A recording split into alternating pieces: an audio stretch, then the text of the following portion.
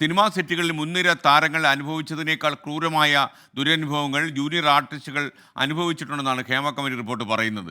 Cinema മേഖല ഏറ്റവും മനുഷ്യത്വരഹിതമായി പെരുമാറുന്നത് ജൂനിയർ ആർട്ടിസ്റ്റുകളോടാണ് എന്നും റിപ്പോർട്ടിൽ പറയുന്നു. പെൺകുട്ടികളായ ആർട്ടിസ്റ്റുകൾക്ക് ലൈംഗിക ചൂഷണം നേരിടേണ്ടി വരുന്നെന്നും റിപ്പോർട്ടിൽ. ജൂനിയർ ആർട്ടിസ്റ്റുകളെ കുറിച്ച് ഹേമ കമ്മിറ്റി റിപ്പോർട്ടിലുള്ള പല പരാമർശങ്ങളും ഞെട്ടിക്കുന്നതാണ്. കടുത്ത മനുഷ്യാവകാശ ലംഘനങ്ങളുടെ തറവാടാണ് മലയാള സിനിമയെന്ന് റിപ്പോർട്ടിലെ ജൂനിയർ ആർട്ടിസ്റ്റുകളുടെ ഭാഗം പരാമർശിക്കുന്ന 153-ാം പേജ് മുതൽ പറയുന്നുണ്ട്. അമ്മയെന്ന താരസംഘടന ജൂനിയർ ആർട്ടിസ്റ്റുകളെ അഭിനേതാക്കളായി പോലും പരിഗണിക്കാറില്ല. ജൂനിയർ ടെക്നീഷ്യന്മാരെ ടെക്നീഷ്യന്മാരായും പരിഗണിക്കുന്നില്ല. സിനിമ ചെയ്യാൻ ഇവരാവശ്യമാണെങ്കിലും കടുത്ത വിവേചനം നേരിടേണ്ടി വരുന്നുണ്ട് ജൂനിയർ അഭിനേതാക്കൾക്ക്. ജോലി നഷ്ടപ്പെടുമെന്ന ഭയം കൊണ്ട് കമ്മിറ്റിക്ക് മുന്നിൽ മൊഴി നൽകാൻ പോലും പലരും വിസമ്മതിച്ചു. തുറന്നു പറഞ്ഞവരാകട്ടെ വെളിപ്പെടുത്തിയതാ നടുക്കുന്ന സംഭവങ്ങൾ. അടിമകളേക്കാൾ മോശം രീതിയിലാണ് താരങ്ങളും സംവിധായകരും പെരുമാറുന്നത്. 19 മണിക്കൂറോളം സെറ്റിൽ ജോലി ചെയ്യേണ്ടി വരുന്നുണ്ട്. എന്നാൽ അതിനു തക്ക പ്രതിഫലം ലഭിക്കുന്നില്ല. ശുചിമുറി സൗകര്യമില്ല. പ്രാഥമിക സൗകര്യങ്ങൾക്ക് സ്ത്രീകൾ ഉൾപ്പെടെ പൊന്തക്കാടുകൾ തേടേണ്ടി വരുന്ന അവസ്ഥ. ഷൂട്ടില്ലാത്ത സമയത്ത് ഇരിക്കാൻ സൗകര്യമില്ല.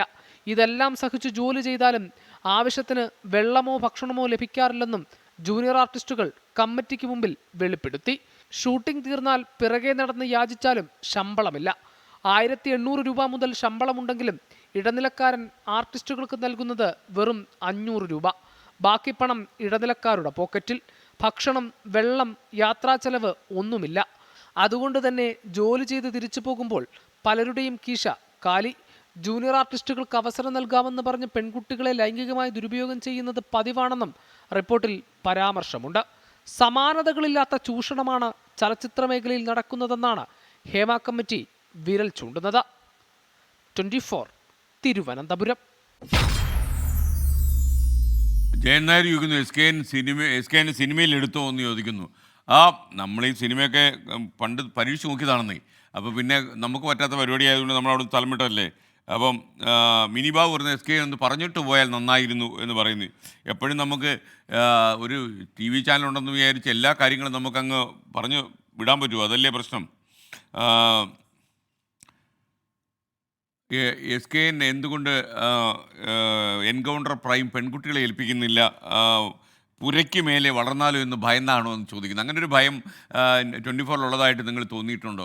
എനിക്കങ്ങനെ ഒരു ഫീലിങ്ങേ ഇല്ല. കാരണം ഞാൻ എത്രയോ TV ചാനലുകളിൽ ജോലി ചെയ്തിട്ടുണ്ട്. എൻ്റെ കൂടെ നിൽക്കുന്ന സഹപ്രവർത്തകർ എന്നെക്കാളും വളർന്നു പോയാൽ എനിക്കെന്തെങ്കിലും വിനാശം ഉണ്ടാകും. എപ്പോഴും നിങ്ങൾ ആലോചിക്കുക, നിങ്ങൾക്കൊരു ശത്രു വരും. ഇന്നല്ലെങ്കിൽ നാളെ അവൻ വന്ന് നിങ്ങളെ ഔട്ട്കാസ്റ്റ് ചെയ്യും. അവനെ നിങ്ങളെ റീപ്ലേസ് ചെയ്ത് കളയും. നിങ്ങൾ ചരിത്രത്തിൻ്റെ ചവറ്റുകൊട്ടയിൽ വീഴും. ഞാനും അയാൾക്ക് വേണ്ടി കാത്തിരിക്കുകയാണ്. അതുകൊണ്ട് അങ്ങനെ ഒരു ഭയം നമുക്കില്ല. ഇന്ന് ഞാൻ, നാളെ നീ.